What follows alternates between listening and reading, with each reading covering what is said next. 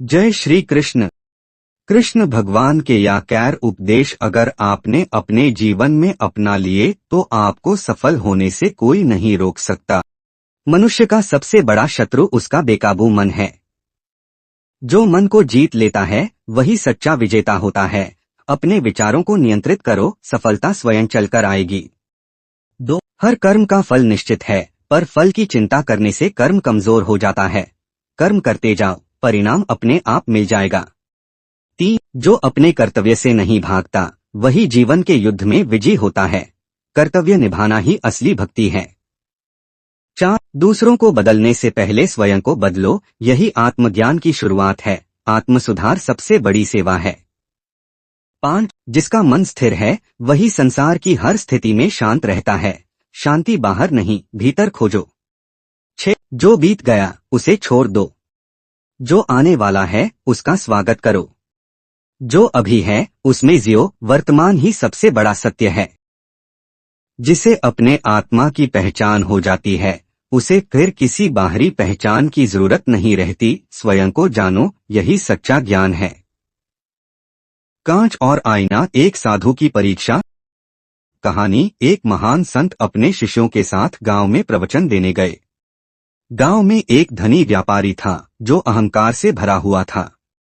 उसने संत से कहा, तुम्हारा ज्ञान केवल गरीबों के लिए है, मुझे कुछ सिखा सकते हो? संत ने मुस्कुराकर एक छोटा सा आईना और एक कांच का टुकड़ा उसे दिया। संत बोले, इन दोनों में देखो। व्यापारी ने पहले कांच में देखा, पारदर्शी था, बाहर का दृश्य साफ दिखाई दिया।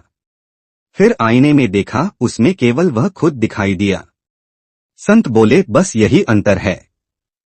जब इंसान पारदर्शी होता है तो वह दूसरों को देखता है, उनकी पीड़ा, उनकी जरूरतें। पर जब वह आईना बन जाता है तो हर जगह बस खुद को ही देखता है। व्यापारी का घमंड चूर हो गया। उसने संत के चरणों में गिरकर क्षमा मांगी। सीख। स्वार्थ से भरा व्यक्ति आईने की तरह होता है, हर जगह केवल मैं देखता है। और विनम्र व्यक्ति कांच की तरह होता है, जिसमें दूसरों के दुख स्पष्ट दिखते हैं। कहानी 3. मृत्यु के पहले 3 संदेश। कहानी। एक बार यमराज धरती पर एक व्यक्ति की आत्मा लेने आए।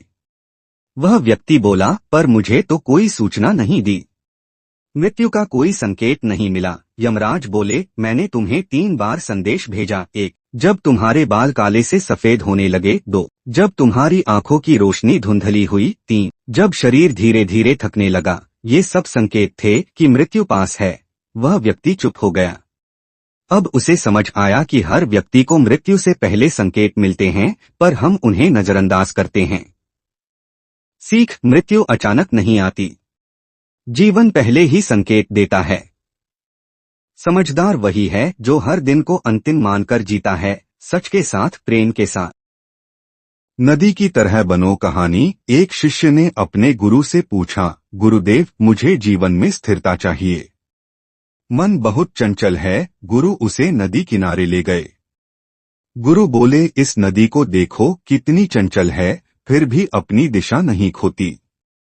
यह पत्थरों से टकराती है, मोड़ लेती है, फिर भी आगे बढ़ती है। क्यों? शिष्य ने सोचा और बोला, क्योंकि इसका लक्ष्य सागर है। गुरु मुस्कुराए, ठीक यही तुम्हारे जीवन का मंत्र है।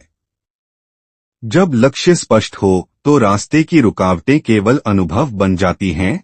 सीख। जीवन भी नदी की तरह है, समस्याएं आएंगी, मोड़ भी, लेकिन अगर लक्ष्य स्थिर है तो मन कभी नहीं भटकेगा। कहानी 5. कृष्ण का मौन उत्तर। कहानी। एक वृद्ध ब्राह्मण श्री कृष्ण के पास आया और बोला, हे माधव, मैंने पूजा की, यज्ञ किए, दान दिया, फिर भी मेरा जीवन दुखों से भरा रहा। तुम्हारे न्याय पर अब विश्वास नहीं रहा। कृष्ण मुस्कुराए, कुछ नहीं बोले।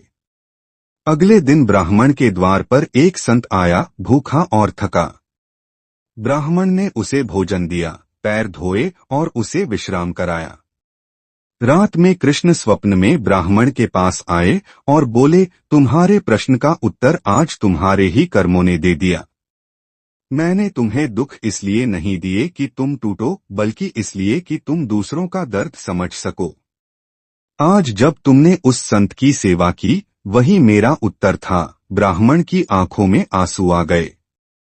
अब उसे कृष्ण के मौन की शक्ति समझ आ गई थी। सीख, ईश्वर हर बार शब्दों से नहीं, कभी कभी अनुभव से उत्तर देता है, और सेवा वही सच्ची पूजा है। अगर आप कृष्णा जी को सच्चे मन से चाहते हो तो वीडियो को लाइक करके चैनल को सब्सक्राइब कीजिए।